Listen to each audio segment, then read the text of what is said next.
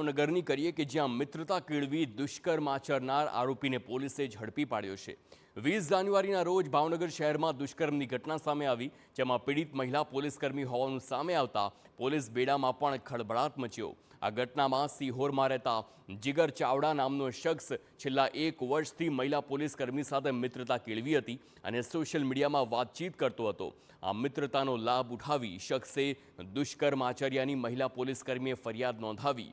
Gangajaliya police મથકે ફરિયાદ નોંધાયા બાદ દુષ્કર્મ આચરવાના આરોપમાં સિહોરના જીગર ચાવડાને પોલીસે ઝડપી પાડ્યો।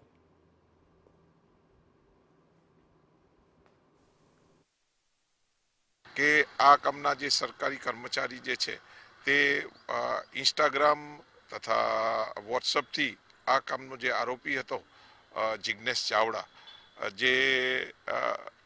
જેની સાથે તેઓ પરિચયમાં આવ્યા અને એકબીજા વાતચીત કરવા માંડ્યા અને બાદમાં આ કામનો જે આરોપી જે છે તેણે દુષ્કર્મ આચર્યું તેવી ફરિયાદ દાખલ થતાં આ કામનો જે આરોપી જે છે જીગર ચાવડાને પોલીસ દ્વારા અટક કરવામાં।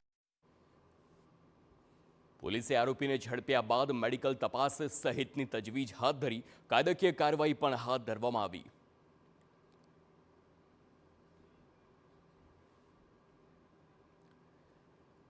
કાયદો